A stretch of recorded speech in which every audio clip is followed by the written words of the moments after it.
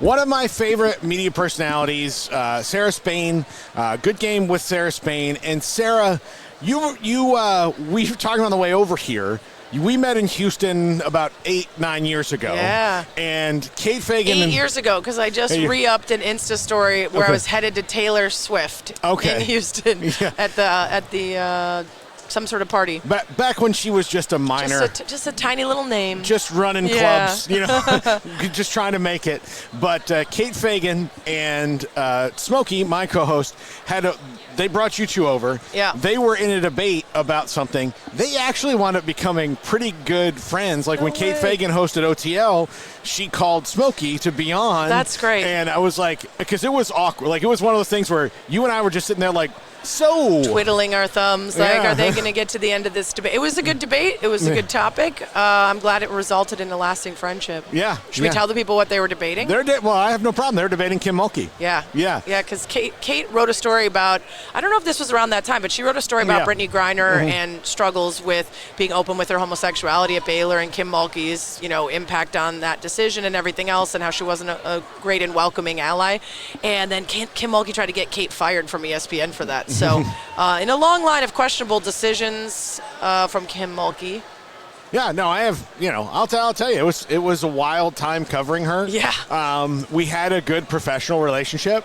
And sometimes I thought like we might even be like, I she went through some struggles like with her PR and stuff, and I did feel bad for her because some of it was fair and some of it wasn't. Like the fair stuff, you had to tell somebody like, Kim, like you kind of did that to yourself. Yeah. The unfair stuff is like, Kim, you just can't listen to it. And it's funny that you were one of the people I think of when, it comes to fair and unfair, because you were one of the people who decided, like, I'm going to wade into the cesspool that is social media, particularly Twitter, before Twitter even was what is owned by the guy who's owned it now, and kind of take on these things and put a face to it.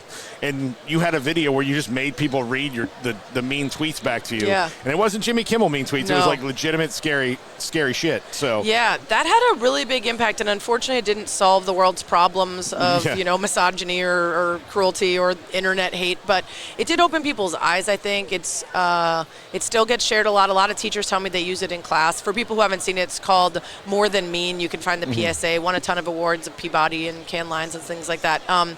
And it really was just the idea, this guy had the idea of taking it off the page. It's really easy to read that stuff, but to actually see someone try to be a human being and say aloud, I hope your boyfriend beats you, I hope you get raped again, to the other woman that did the video with me who had been open about her rape. To see a human do it, you kind of remember like, that's why it feels so easy on the internet, because you're not looking in someone's eyes. There's no psychosomatic connection that you're having of your body and your brain and what's happening. And just reminding people of that. I think about that a lot when I have, every once in a while, the fourth wall will break down with a fan, someone that I've spoken to a lot on social media. They'll send something or say something that it really gives me a look into their life, whether it's like, I'm helping my mom move out of her house, she's a hoarder and it's really hard, or I lost my job and I've been sleeping in my car for a while, but it really makes me feel glad to listen to your show. And I'm like, man, I got to remember when I'm messaging with people, I have no idea what they're going through. And sometimes you just want to be quick or mean or silly back because someone's frustrating, but it's like you got to remember you have no idea what's happening on the other side of that, and be kind of thoughtful about it. I've always enjoyed, like, we're in a weird time where like people take opinions and they make them polarizing. Yeah. But we really do have like everybody. Look, I sat here and interviewed Curt Schilling the other day, I'm a Red Sox fan, so I love Curt Schilling. He and we don't agree politically. Yeah. We do not. But if we don't talk about some of the things that neither he and I are going to solve, we find out we have more in common than we have different. Right. And that's why I kind of enjoy like some of a lot of your stuff, because again, we do have way more in common than we do have different. And like we can focus on the negative all we want, and you do a good job of attacking the negative, but also kind of like showing like, hey, these are, look, Kate Fagan and Smokey would not hang out. I'll tell you right now, they would not have been friends in any other walk of life, but they hashed it out, and now they have a good. I was just having this conversation with someone about like the current sort of political climate and losing more and more people, especially young men, to this sort of like incel culture as a result of like widespread societal changes. And I'm really torn in some ways. I think that sometimes people do need to be held accountable for damaging opinions or choices that make other people's lives harder. And if we want to keep it cute and not call them out and not make it difficult for them, then they're able to make those decisions, whether it's voting or posting things on social or whatever, and not have to pay the consequences that the people that are hurting because of those votes or those posts do have to pay. Yeah. So do we call them out and make sure that they feel it and that they aren't comfortable in getting to be that kind of person? Or, to your point, there's also an argument for calling in. How do you bring someone in and actually have conversations with them and hope that those conversations help them see a different perspective that makes them want to hurt those folks less? Yeah. And there's like a great story of a gal that was part of the Westboro Baptist Church. She grew up in it, and she was a kid, but her parents are bringing her to like protests of funerals for gay people and stuff, and she just got raised that way. And people on the internet started to show up, because Westboro used to publicize where they were going, and say, hey, you're whoever, right? Yeah, we talk on Twitter sometimes, like, so why are you here? Like, oh, how do you feel about this? And slowly through conversation make her realize, I don't actually know why I'm here, and I don't know why I'm protesting someone's funeral, right? And she came out of Westboro Baptist, started doing TED Talks about how to convince and change people's minds. And it's usually not boycotting, being mean, calling them stupid. It's usually that calling in process. It's just sometimes easier said than done for folks like us who really feel for the people getting hurt by policies and things like that. And it can be cathartic to like shout back, right? Right. So it feels good, and then you're like, I've accomplished nothing. No one changed their mind. Exactly. But I get good virtue points for like being someone who calls those people a-holes. Yeah. I think about Nelson Mandela when he got out. They asked him like, okay, you're going to go after all these people. He's like, well, that's just going to reverse the cycle. So no, I'm just going to I'm just going to look him in the eye and say like, here's where we need to go. So that's what I always say about Twitter. I'm like, I'm never going to make fun of someone's looks, weight, money, girlfriend, husband. Like, people will find someone that's rude and then they'll just be rude back. I'm like, what are we doing here? We're just adding to the garbage. So I might make fun of their spelling or grammar, but other than that, I'm usually just using callbacks to help expose a bad opinion or call something out or correct something. I don't want it to be mean back. Then we're just like filling the space with even more of that garbage. So you launched the new podcast, Good Game with Sarah Spain, and look, you were been with ESPN. You did the radio thing. You ran it through. I actually think my friend Q is hosting the slot now. Nice. Q, yeah. But you did all that. How much of this, like doing this podcast, like you can kind of be independent of it and focus on issues. Like more women's sports talk, because like part of the thing is, and I just know this from, look, when I first got to Waco and I started have to start talking about women's basketball, I had to learn about it. Yeah. And then I had to, outside of the broad strokes that I knew, like I had to get it, like I had to know the point guard from Oklahoma State. Presumably fell in love with it. Yeah. It was hard given who I was covering. Fair. But I got like, I've gotten there over time. Yeah. Like people like, it's an old joke, they make fun of me because I was just like, and part of it was I just didn't like, I don't like covering blowouts in anything. Right. So if I'm going to sit there and I have to wait 40 minutes for this game to be over, that it was over when it started. No fun. It doesn't matter. Like it was the same way with football. If I'm at a football game that's a blowout, I'm like, right, get to it. Like I don't get to go home when you guys do. I have to wait for somebody to say why they won or lost, why they blew them out or dropped one out. Exactly. Why'd you get your ass beat? Yeah, it's not fun. Like I cover the Cowboys. Like I love doing it, but then like you go down, and so it's just.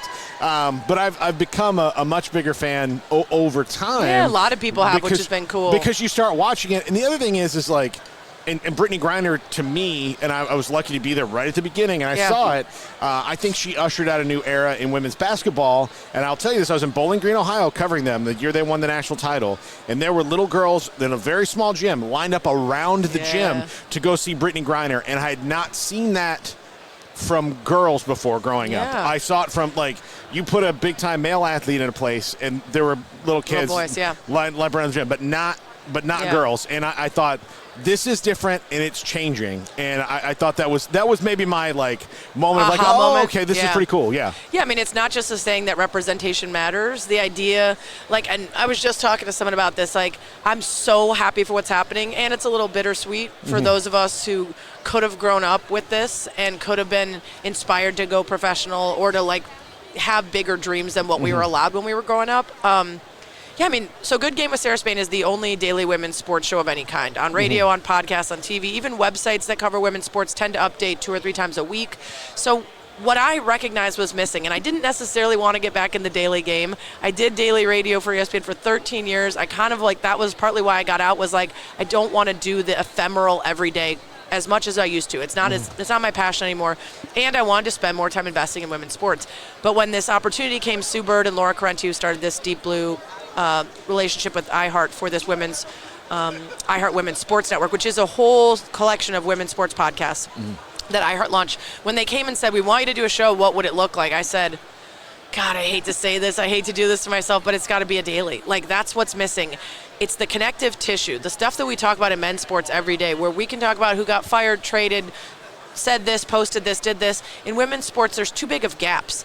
And what we haven't done well in the past in the sports industry is not just tell people what happened in a game, but convince them to come back to the next one in women's sports. We do that great with men's sports. Here's why you come back. Here's the player to watch. Here's the storyline. This person's playing against their former team for the first time. Will they get booed or cheered? This coach sucks. This person should be traded. This person should be cut. In women's sports, it's usually, welcome to the start of the season. Look who won. That's it.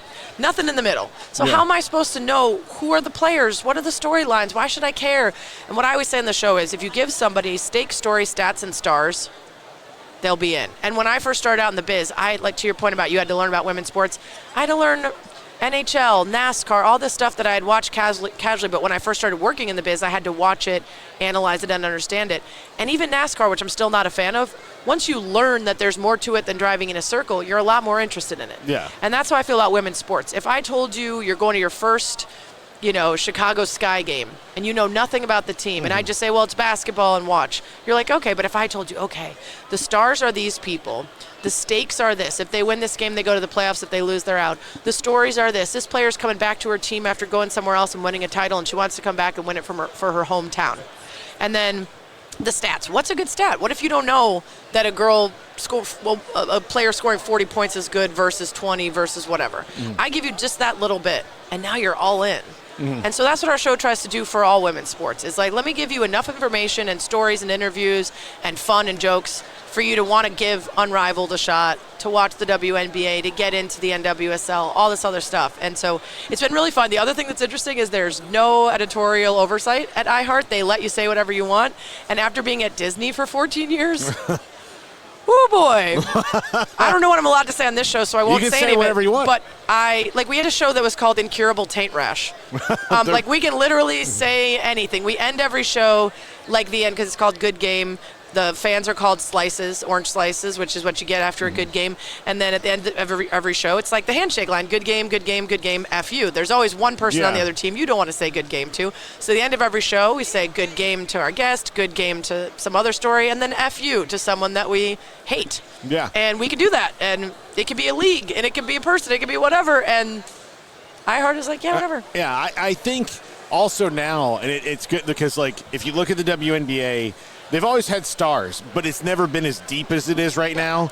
And again, the Caitlin Clark factor is very real, but she, I'll compare it to her and Angel Reese is, people forget that nobody cared about the actual NBA for quite a long time. Yeah, it's Bird Magic. Yeah, it's Bird Magic. And then I'm listening to all this, and I'm like, do people not know that they're having a debate that they had 40 years ago about Bird Magic? And then they're kind of I think some people are mad about it because they're like, I'm arguing about women's basketball. I've never done that before. Yeah. And the two people in it, I don't think Caitlin Clark could care any less than she does about what your narratives are about her at all. Now Angel Reese likes to feel that a little bit, right. Which she's already a media member and using that stuff for her narrative, so it makes sense.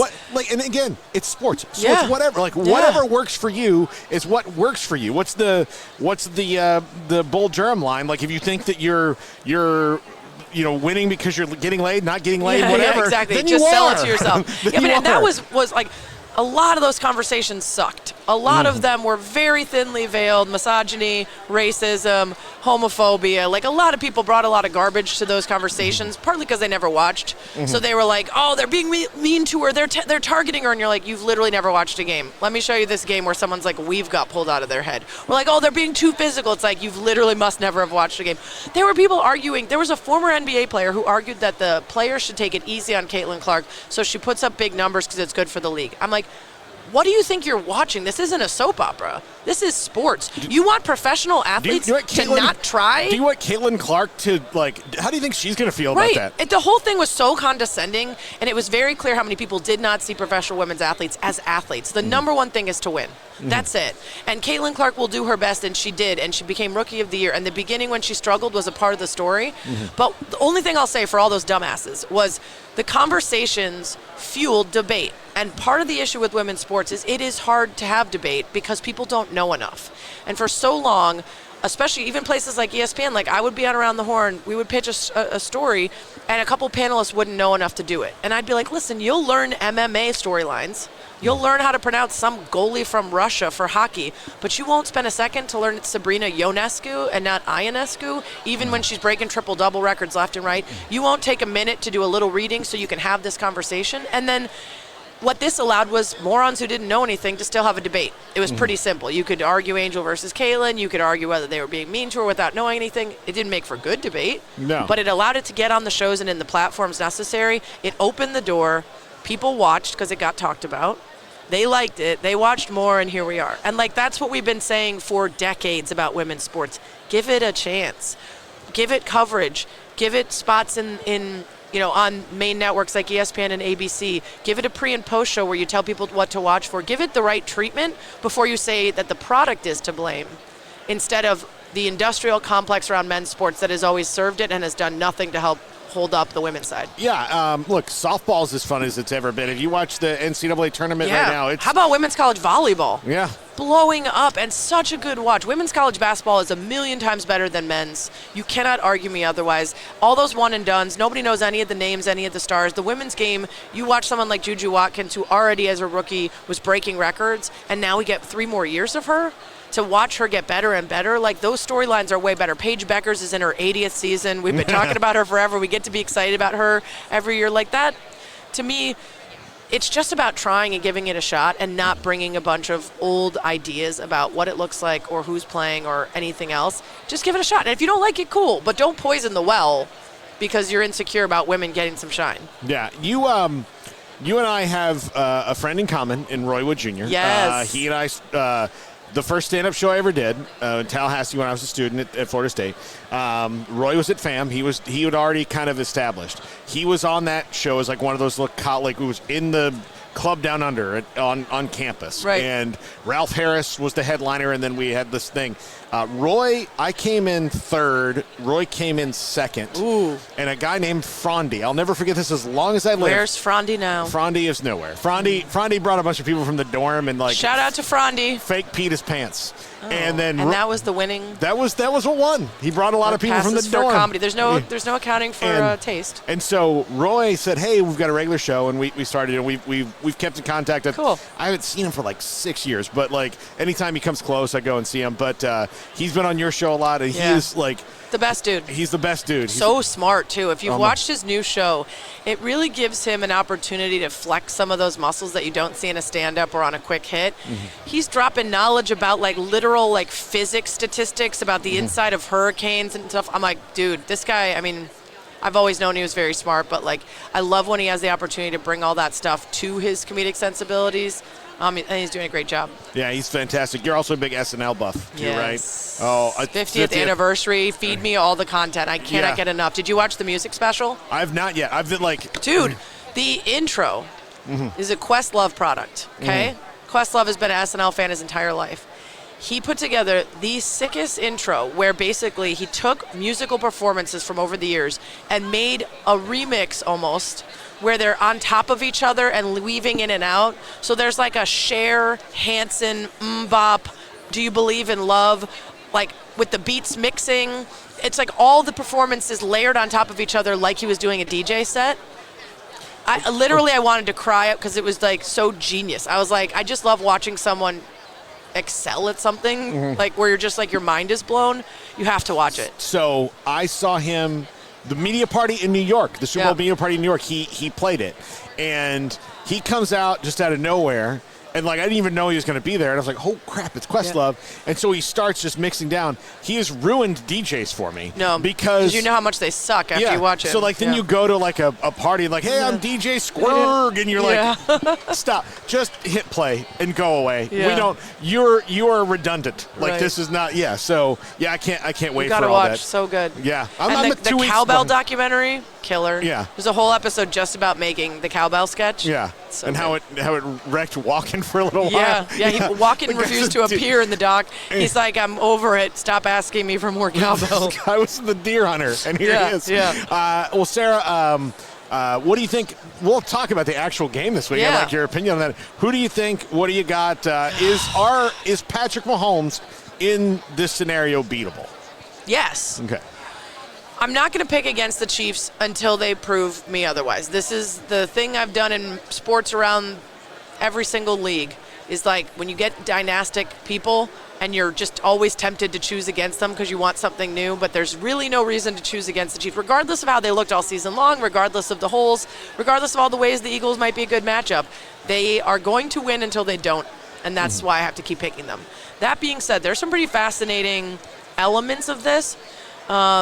I think the problem for the Eagles is one of the things that we've seen them do so well all season long is prevent like big time plays.